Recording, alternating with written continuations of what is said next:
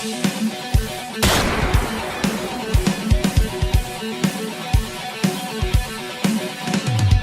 my name's Will and welcome to the drum room sessions for today. We have Marama Rice in here, aka Moone. How are you today? I'm great. So for the people watching, would you describe what you do, like the music you're doing at the moment? You know, I have a little bit of reggae going on. I have a little bit of jazz, soul, blues, rock. Bit of everything. All right, narrows it down. All right, well, you're planning to release a single shortly.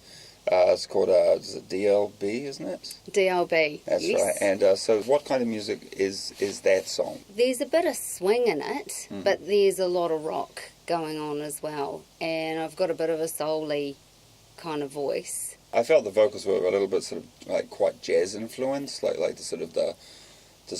or like a ragtime kind of like 1930s kind of sound as well. Yeah, was there. But I get a bit of I can be a bit of a hybrid between maybe Pink and Amy Winehouse. Okay. Does that make sense? Yeah, all the younger people will like totally get that now. All right, so what does DLB stand for? Drunken Little Bitch. Okay, and it's a story about your friend, is that right? It's about my best friend, and we went out on the town, and we were at Mount Maunganui, and it was just a really crazy night. We went out dancing, and it was just really awesome. And like the place closed, so we ended up going outside, and she literally crossed the road and just slammed onto the road, passed out, and got up, and she had the most massive hematoma on her head. And she actually didn't get up. I was dragging her because the car was coming.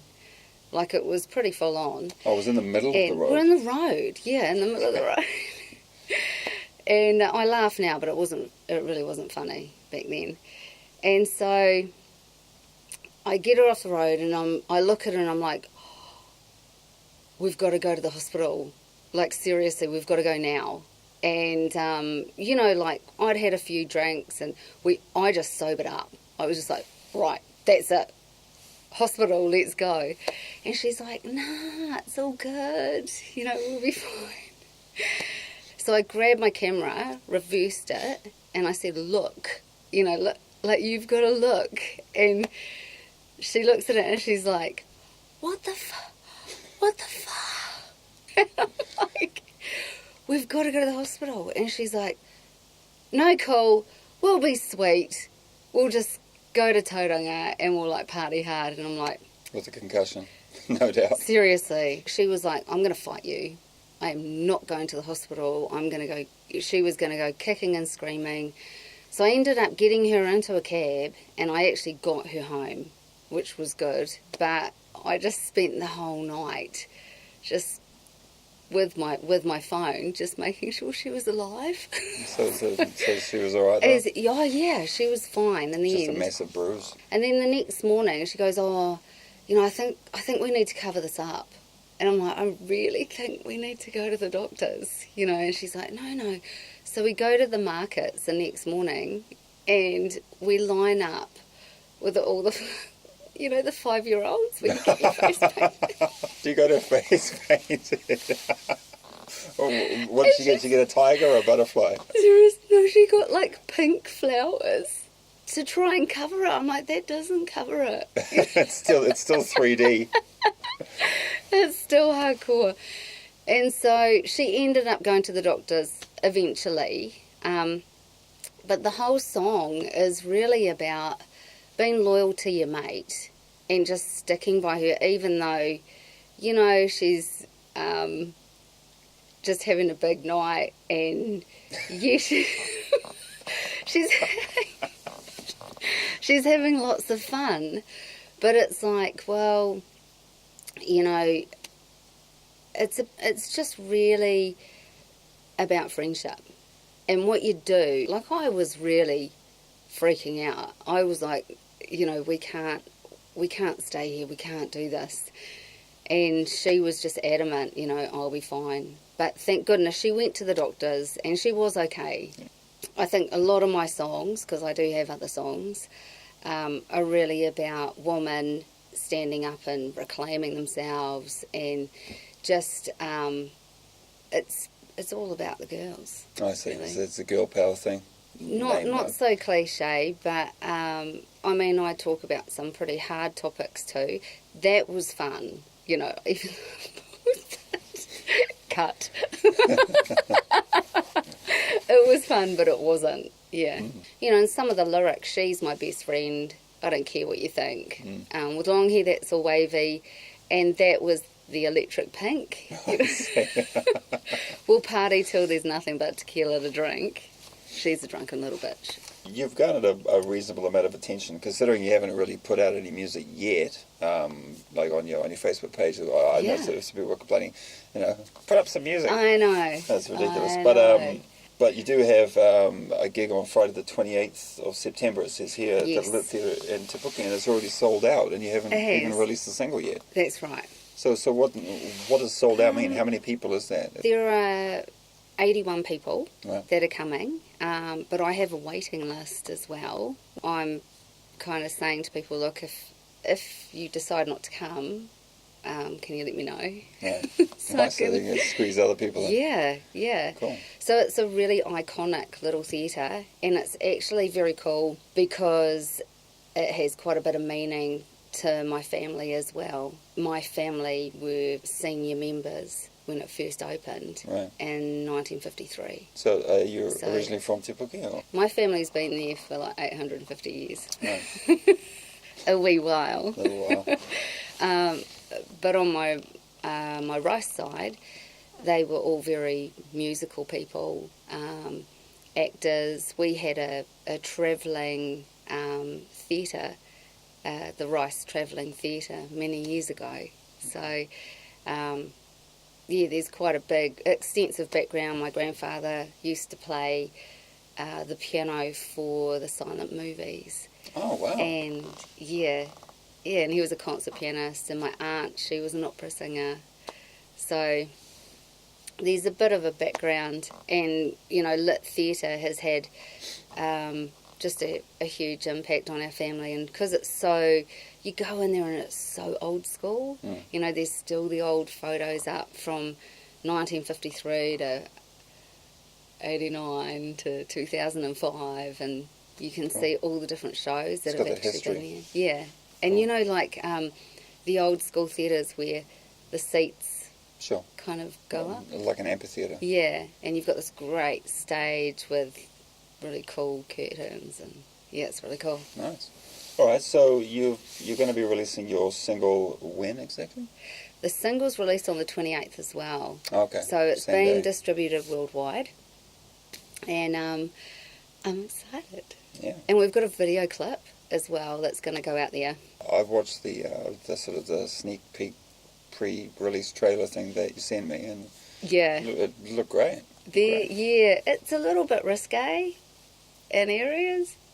Well, I mean, You haven't seen it. Oh, oh, I see. Is that later on? Yeah, there is one part where, I'm in the bathtub.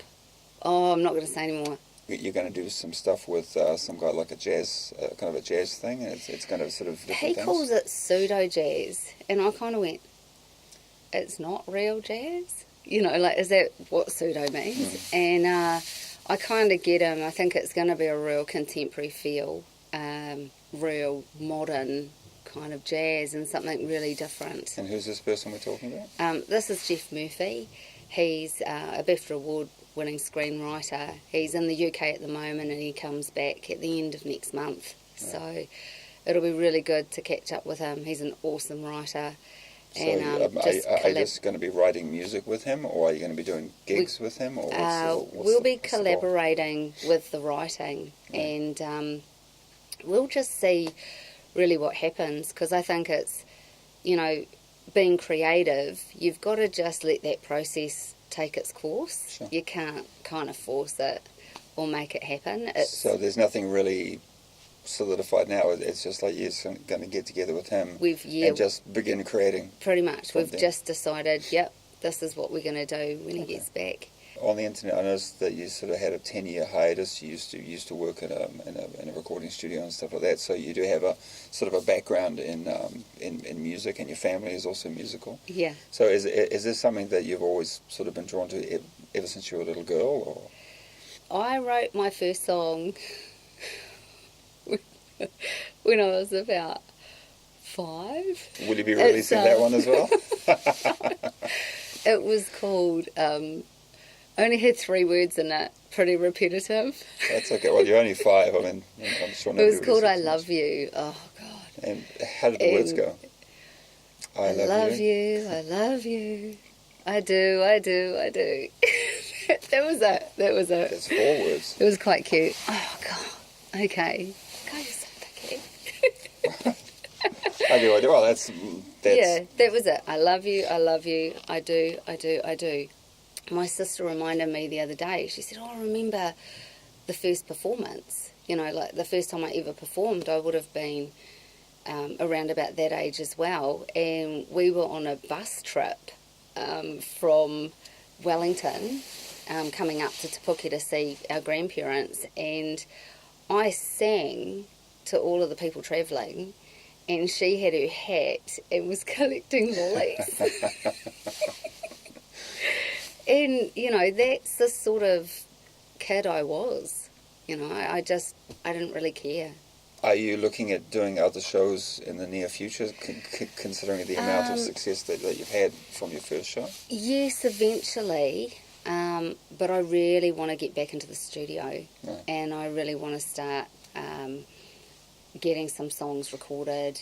And I think that is really my next step, because as you said yourself, you know, where's your music? We want to hear your music. It wasn't me. It was all the people who've been asked to like your page. Well, yeah, I've really got to start putting a bit more effort into that. Into releasing stuff, yeah, definitely. Yeah, and creating stuff for people who are literally asking me. For somebody that has the commercial potential that you do, I don't see any reason why you should hold back from, you know, writing as much as you can and releasing as much as you can, and getting that kind of musical base that you can develop from. So yeah, for sure. Yeah. All right. Well, I think that's probably all the time we have for today. Is there anything else you'd like to add? Just 28th of September, my song is coming out, and I'd really love everyone to, you know, check me out, basically. Cool. And they can find you on Facebook, obviously. Are there any other places? Moone with an E. Moone with an E. Ah, yeah, good point. Moone. E. That spells moon. Yeah, that's cool. me. Oh, and you told me that marama means moon. Marama does mean moon. Yes, Yeah. It does. So I learned a little bit of te reo today. There you go. Much. Awesome. Well, thanks for coming in, and thank you. and best of luck for future stuff. Cheers. Thanks. Thanks for watching. See you later.